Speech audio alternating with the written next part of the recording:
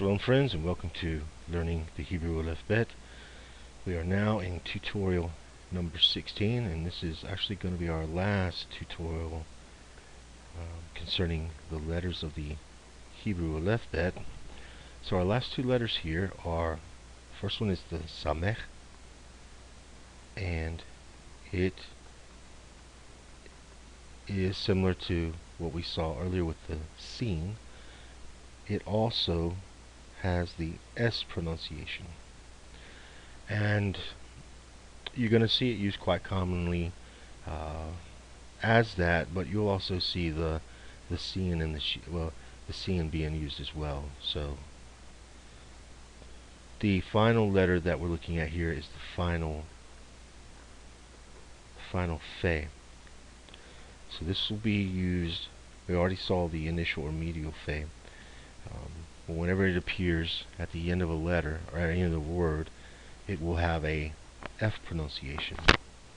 So the Mem, the Nun, the Pe, let me get this right, I'm sorry, the Chaf, the Mem, the Nun, the Pe, Fe, Tzadi, Shin, and Sin. I take that back. We'll do that one more time. The Kaf, the Mem, the Nun, the Pe, and the Tzadi are the 5 letters that have a final form that you'll need to memorize. The block script is, here again, fairly easy to construct.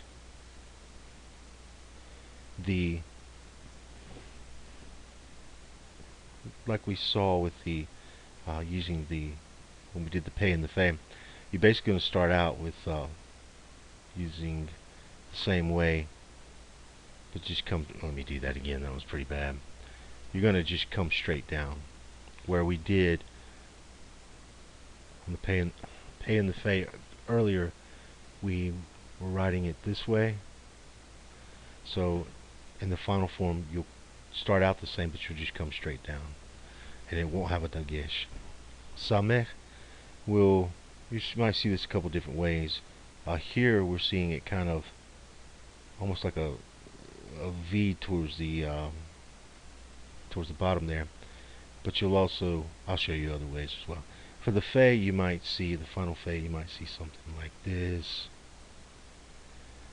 The Samech may be more of a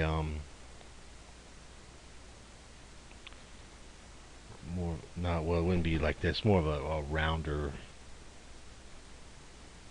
like such, kind of like a circle, or like you would be writing an O. Do the Fe one more time.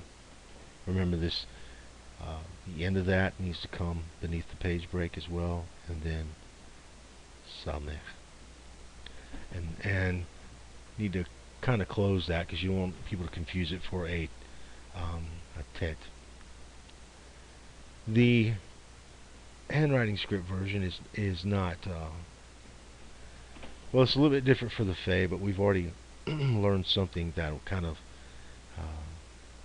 with the Lamed and the final Tzadi. Here again with the Fe, you're going to start it out the same way, except this time when you bring it around, you want to bring it down like that, and that'll be a final Fe. The Samech, you're just going to draw just a circle, or that's how I would do it. So final Tzadi, final Fe,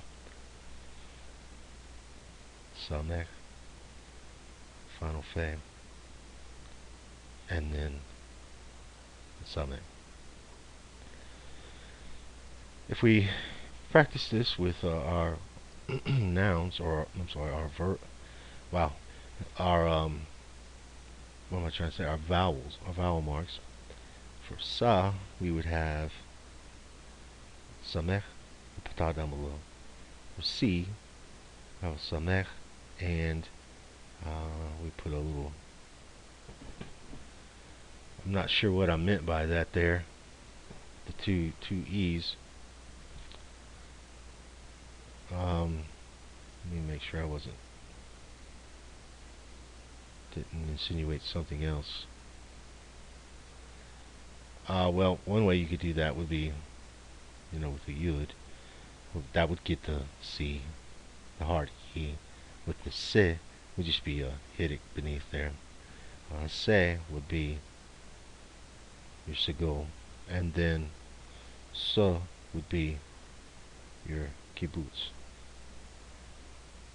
Off would be the cholon vav and the final fe. Uf, the u vowel marker and the final fe. Okay, Sephardi in Hebrew means Spanish.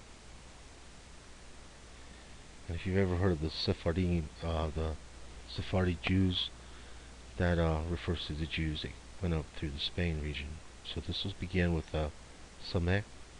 We'll have a silent Shva,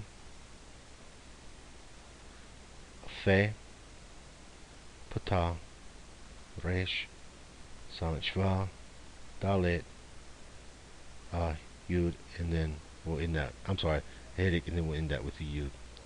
Lisaper means, this is a verb, it's another infinitive, it means to tell. It'll start with the lamed, and then we'll have a silent shva, we'll have a samech, and then, okay, so we got a lamed, samech, I'm going to use a patah there. We've got now here again, here's a pay with a in the middle of a word, kind of negating what I'd said earlier. We'll have a resh, and that's this pair. Okay, so this next word is sefer, and this is going to mean book. And you can see where that kind of comes from, that verb. A lot of words are like that. Root words will have similar meanings. So a book tells a story. So it'll begin with a samech, tseri, fe. Notice that pay now, well, with respect to the saper, is now fe, and then we'll have a segol there, and then resh. In exercise 6, we begin Yosef. This is the name Joseph. Now we begin with a yud, a cholon vav, samech, the tseri, and then we're going to have the final fe there. Guf means body, and in Hebrew we would write this as, let's see, we're going to use a gimel, u vowel mark, and then the final, the final fe. So we're going to see the final fe in the rest of all of these words. They're very simple words. Af means nose, and it'll just be an alef. Wow, the pen jumped on me there. A final fe there as well. And I think all of these are going to use a patah. Kaf will be, we're actually using, well, kaf really means, as a word, it means spoon, but we're using a kaf here, obviously. It's going to be the hard K, and then the final fe. And then finally, for daf, this is page, and we'll have a dalet, patah, and then the final fe. And that is it. So, if you made it this far in the series, I congratulate you. Now you should be able to read Hebrew rather, I won't say fluently. It's not necessarily that you're going to understand everything that you read, but you ought to be able to pronounce practically anything that I guess is sort of put on the page with some accuracy. Let's just say that. In fact, we'll make another video, one last video. We'll look at some additional resources and practice that. So let's end this video here. We'll complete the series, and I'll show you some other stuff in the next video.